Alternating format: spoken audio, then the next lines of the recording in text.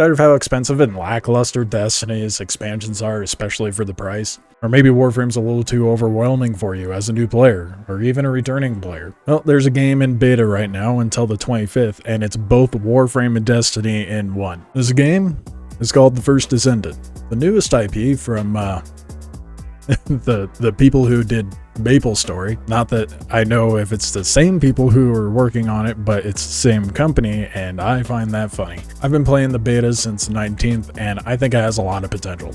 It's a smidge for improvement, but it's in beta. That's to be expected. We'll get into that in a minute, but what is First Descendant? Well, to put it simply, it's a looter shooter, which is why I'm comparing it to Warframe and Destiny, because it's basically another version of one of those games. So like in Warframe, where there's various Warframes that have different abilities, this game has Descendants. You get 4 abilities and a passive. Each Descendant has a different playstyle and role to fill, such as tank, DPS, and support. You grind your Descendant levels up to its max level of 40, and then once you're past that point, you min-max your mods and the levels of your mods in your build on both your weapon and your character in order to get the best output. Sounds a lot like Warframe, doesn't it? So what are you going to be doing to level these Descendants? Well, you go to the various regions. It's going to feel a lot like Destiny in this regard. Each region will have various missions for you to do in order to progress into the next area. Once you've completed that area that you're currently working on, 2 missions will unlock. There might be more on full release, I'm not sure, but there will just be waves upon waves of enemies, and the longer you survive, the more difficult it becomes, and oh boy does it level you fast. Not only does it level you quickly, but you unlock anamorphic material, which is basically equivalent to a relic in Warframe, and you're going to be getting different materials to unlock weapons and Descendants. Well, you have to take it to the mission that makes this game unique compared to Warframe and Destiny, called Void Intercepts, and this is where you end up finding Colossi, and it kind of gives you a Shadow of the Colossus kind of feel because you can scale them a little bit. These missions are fun. They're pretty simple to do at first. As you progress, there are different mechanics implemented and just overall difficulty of this boss, and you have to hone your builds. When selecting Void Intercept, it tells you what the Colossi is weak against, what it's strong against, its weak points, what parts you could rip off, when it goes into frenzy, how to hurt it while it's frenzied. When it's frenzied, its whole body is immune except for like very small points. It's very important to read these, mostly so you can set up your build appropriate for the boss that you're fighting. For example, Dead Bride is weak against fire, so you set up everything to do fire damage. I've had many attempts. I finally did it the other day. I had many attempts where just the people I was getting teamed up with didn't know what they were doing, weren't properly equipped, or just couldn't adapt. And that's a problem, because these fights are timed. You have to do it within a certain time limit in order to beat the boss. And then, once you beat it, your anamorphic material opens up and gives you one of the items inside. What do you do once you have the anamorphic material, you beat the Colossi, you get the items inside? How do you get your Descendant? Well, there's a big player hub with various things that you could do there, one of which being research. Once you have all the materials, you go to the lady, give her the materials and gold, because everybody's greedy. It will take 12 hours for you to research this. Mind you, that's not too bad.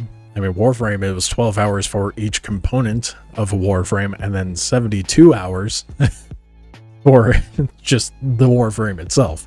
So I'll take 12 hours. That's fine. I'm okay with that. All of these Descendants, you will be leveling separately. So each one you go from 0 to level 40, and then cumulatively, as you level up, you gain XP for a mastery level. And that unlocks the ability to use higher leveled up mods, of which you can level up in this player hub.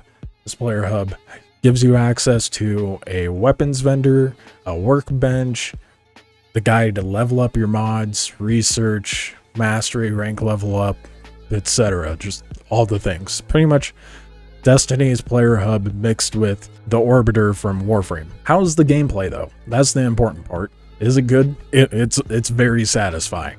They have a grapple.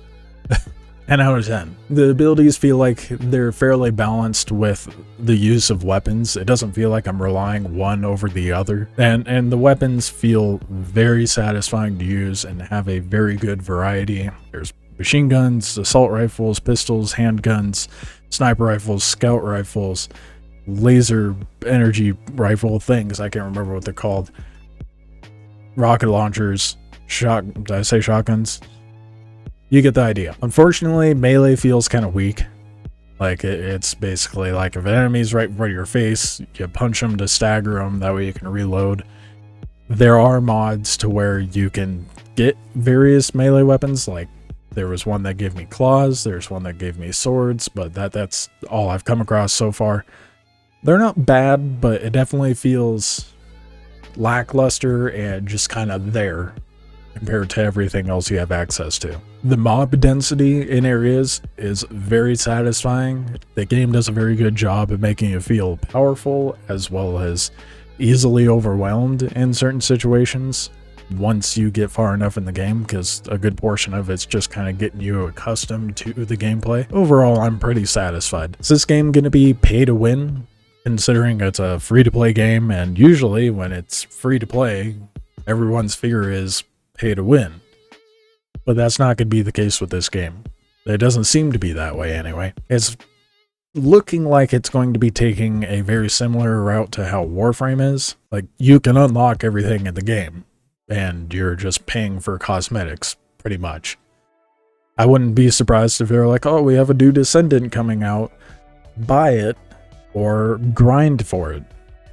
Which, personally, I don't see that as pay to win. I think that's the best approach that a free-to-play game can make, is just make characters that people will obsess over and want cosmetics for.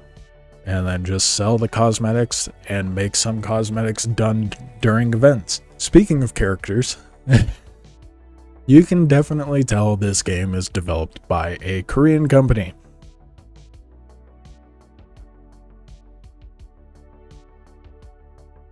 Ironically, the Discord has a rule to not overly sexualize the characters. Yeah, good luck with that. I mean, I understand not to do that in the Discord, but I guarantee that there's already fan art. The story is not bad. From what little I was able to play through the beta, because they only let us play so far, understandably so. It's interesting, it piques your curiosity, but I definitely don't think it's its strong suit. Like, Warframe's story is phenomenal, Destiny's story is decent. This game's story probably falls behind in that race. The gameplay is really fun, that's what matters. I'm sure, like, once we're able to play the entire story, it will get better the farther we get along, because I think I'm mostly just confused at the moment. All in all, I feel like the game's a pretty solid game. It's going to definitely be a competitor for Warframe and Destiny, but I don't think it's going to overcome either of those. Because you're going to have the die-hard whales that like to spend too much money on a video game playing Destiny, and then you're going to have the Warframe fans continue to play Warframe, but probably play this game and switch between the two when there's a lull in content. The only two things that I ran into that they desperately need to fix before launch is the fact enemies can glitch inside of you and prevent you from moving at all. That's kind of annoying. And the sound. The sound will randomly get garbled, and then I have to go into settings, switch the sound from headphones to TV, and then back to headphones to fix it. Bit of a mild inconvenience, but I imagine both those things will be fixed come full launch. Full launch of the game is supposedly going to be around February of 2024. Either way, if you don't have time to play the game, or if you have questions about the game, I will be streaming this probably the day that this video is released, both on YouTube and Twitch. If you don't want to pop in the stream, just ask a question down below. I'll do my best to answer it. But yeah, let me know your thoughts on the game.